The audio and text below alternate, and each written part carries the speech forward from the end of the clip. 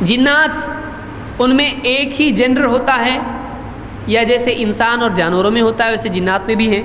انسان میں مرد اور عورت ہوتا ہے، جانوروں میں گائے بیل بکری بکرا یا جو بھی اس طرح سے ہوتی ہیں، تو جانوروں میں بھی جو ہے دو جنڈر ہوتے ہیں، مذکر اور مؤنث ہوتے ہیں، انسانوں میں ہوتے ہیں۔ جنات میں ایسا ہے کیا؟ قرآن و سنت میں اس بارے میں کیا آیا ہے؟ اللہ تعالیٰ نے قرآن کریم میں فرمایا وَأَنَّهُ كَانَ رِجَالٌ مِّنَ الْإِنسِ يَعُوذُونَ بِرِجَالٍ مِّنَ الْجِنِّ فَزَادُوهُمْ رَهَقًا۔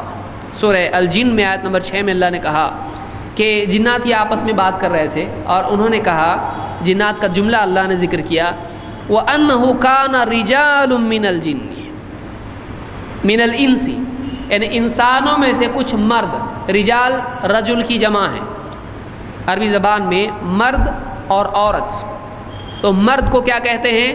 رجل، اور عورت کو کیا کہتے ہیں؟ امرأہ، امرأۃن، تو رجل کی جمع ہے رجال، اسماء الرجال آپ کو معلوم ہوگا، رجال اللہ تلہیہم، تو رجال ہے، اور امرأہ کی جمع کیا ہے؟ نساء، عورتیں۔ تو انسانوں میں سے کچھ مرد کیا کرتے تھے؟ یعوذون، پناہ مانگتے تھے، کس کی؟ برجال من الجن، جنات میں سے مردوں کی، فزادوہم رہقا، تو اس سے جنات کیا ہو گئے؟ سرکشی میں اور بڑھ گئے ہیں۔ کیا ہے یہ؟ قرآن میں اشارہ ہے اس طرف کہ عرب کے لوگ کیا کرتے تھے، کہیں علاقے میں ریگستان میں جنگل میں اگر پڑاؤ ڈالتے تھے تو وہ کہتے تھے کہ اس قبیلے کے جنات کے سردار کی ہم پناہ مانگتے ہیں، ہم کو پناہ دو، ہم کو ستاؤ مت، تو ان کی جو ہے سیکیورٹی مانگتے تھے، ان کو چڑھاوا کر کے یا کسی اعتبار سے ان کو بڑا مان کے، بابا تم بڑے ہمارے، ستاؤ مت ہم کو، ہم تمہاری پناہ میں آتے ہیں، ہم کو پناہ دو۔ تو جنات کی پناہ مانگتے تھے جب کہیں ریگستان میں جنگل میں پڑاؤ ڈالتے تھے عرب کے لوگ اسلام سے پہلے، تو جنات بولتے تھے دیکھو یہ اپنے سے پناہ مانگ رہے ہیں، یعنی انسان ہے، اتنی بڑی مخلوق ہے، لیکن کیا مانگ رہے ہیں؟ ہماری سیکیورٹی، تو اور زیادہ اپنے آپ کو بڑا سمجھنے لگے۔ جیسے کوئی ایک عام آدمی ہو، کوئی آدمی بولے بھائی صاحب آپ ذرا مطلب مجھ کو اجازت دے تو میں ایسا ایسا کروں، وہ اس کا کچھ بھی نہیں ہے ادھر، نہ اس کا ہولڈ ہے، نہ اس کا کچھ چلتا ہے وہاں پہ، نہ وہاں کا بھائی ہے، وہ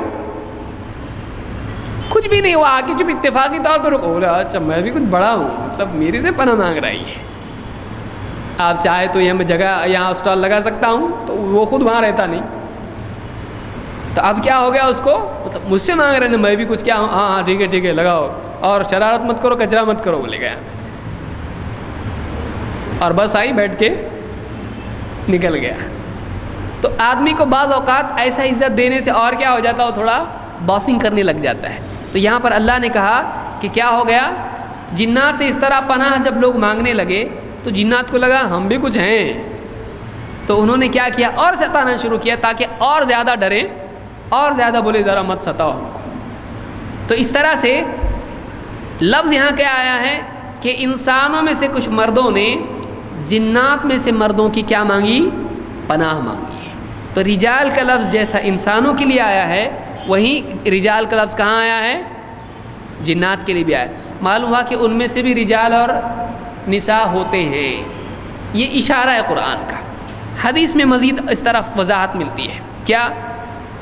اللہ کے نبی صلی اللہ علیہ وسلم فرماتے ہیں ان هذه الحشوش محتضرہ، یہ جو گندگی کی جگہیں ہوتی ہیں جہاں پیشاب پاخانہ لوگ کرتے ہیں، محتضرہ یہاں پر حاضر ہوتے ہیں، کون؟ جنات۔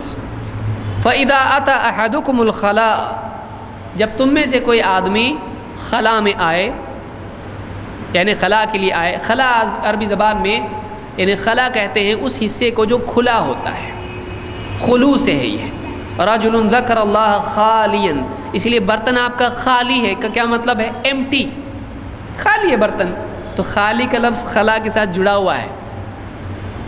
کیوں؟ اس لیے کہ وہ جگہ وہاں کوئی رہتے ہیں، جیسے آپ یہاں تو چلیے استنجا کے لیے ہال ہو یا یعنی کمرے ہوتے ہیں، لیکن گاؤں دیہات میں کیا ہوتا ہے، ایک میدان ہوتا ہے جو اسی کے لیے ڈیڈیکیٹڈ ہوتا ہے، لوگ جاتے ہیں وہاں پہ خالی ہو کے آتے ہیں۔ تو وہ خلا اس لیے اس کو کہتے ہیں، اس لیے کہ وہاں پر وہ خالی رہتا ہے، وہاں لوگ رہائش نہیں کرتے ہیں، وہاں لوگ رہتے نہیں ہیں، وہاں کسی کی رہائش نہیں ہوتی ہے، اس کو خلا اس لیے کہتے ہیں۔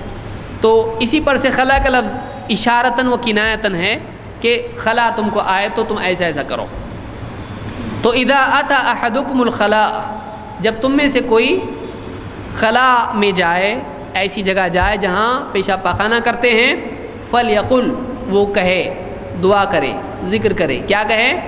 اعوذ باللہ من الخبث والخبائث، بعض روایات میں اللہم انی اعوذ بک من الخبث والخبائث آیا ہے۔ تو کیا کہے وہ؟ اعوذ باللہ، میں اللہ کی پناہ مانگتا ہوں، کس سے؟ من الخبث والخبائث، خبیث جنوں کے شر سے اور خبیث جنیوں کے شر سے۔ خبث یعنی مذکر کے لیے ہے، خبائث مؤنث کے لیے ہے، میل فیمیل جس کو آپ کہتے ہیں، تو خبث ہی یہ میل ہے، خبائث کیا ہے؟ یہ فیمیل ہے۔ تو معلومات جنات میں بھی میل اور فیمیل ہوتے ہیں، تو ان میں مرد اور عورت بھی ہوتے ہیں، اور یہ یعنی معروف چیز ہے، یعنی جو لوگ جنات وغیرہ کا اثر جن کو ہوتا ہے یا جو لوگ نکالتے ہیں ان لوگوں کو معلوم ہوتا ہے اس طرح سے، لیکن وہ بھی مطلب اسپیکولیشن ہو سکتا ہے، جھوٹ بھی بولتا ہے جن، لیکن حدیث میں واضح طور پر یہ لفظ آیا ہے کہ خبث والخبائث۔ اس حدیث کو امام احمد، ابو داؤد، نسائی، ابن ماجہ، ابن حبان اور حاکم نے روایت کی، اور یہ صحیح روایت ہے۔